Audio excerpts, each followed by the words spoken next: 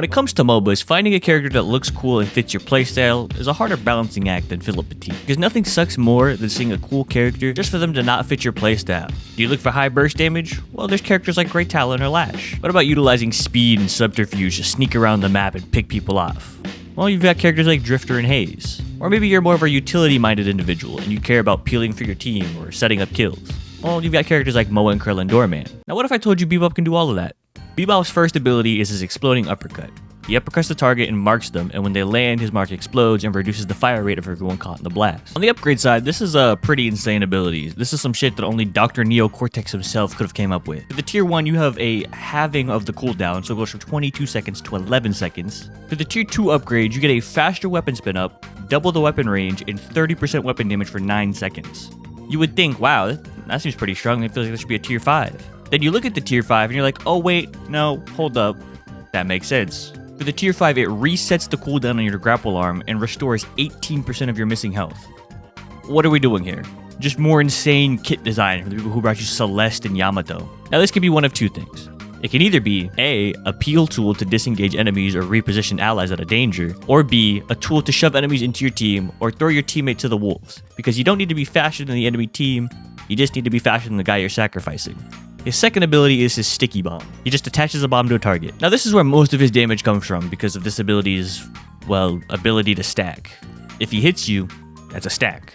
If he kills you after attaching a bomb to you, that's a stack. Hell, if he looks at you, that might as well be a stack. Now there's counterplay, right? You can buy Dispel Magic and just drop the bomb at your feet and retreat to safety. But what if the Bebop uses his 2 brain cells and starts attaching the bomb to himself and starts running at you? Bebop's third ability is his hook.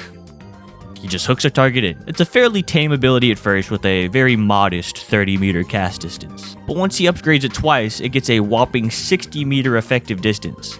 That's roughly the distance of a lane. But wait, he can also grab allies to save them if he wants them to live, or a second more nefarious option where he hooks them, uppercuts them into the enemy team, and then runs away using them as bait. Bebop's fourth ability is his Hyper Beam. He just fires a laser that does damage and slows. You can either fire this on the floor or in the air. Either way, it turns really, really slow, so I want you to imagine that picture of the skeleton driving the ship in the storm, because you're going to need to channel that every time you want to turn to try to kill somebody. Now, I wouldn't say this is a balanced ability, but I think the word tame is what I'm looking for, right? Tier 1 upgrade, less cooldown. Tier 2 upgrade, more damage. Now, if you've got ADHD and you've read ahead, or you've just got a keen eye, you're probably looking at that tier 3 upgrade and thinking, huh, 65% of his damage, that's a lot of healing. And you'd be right. And if you pair this with our good friend Unstoppable, you can effectively just commandeer control of whatever sightline or fight that you're looking over. Now, of course, there's counterplay, right? Healing reduction, and then everybody team-shotting him, or somebody brave enough or dumb enough to try to charge underneath him and force him to turn. Either way, you gotta do a lot to get this guy to stop doing what he's doing. Now, usually, this is the part where I'm like, okay, here's a playstyle, go do this, and maybe you can see some mild success.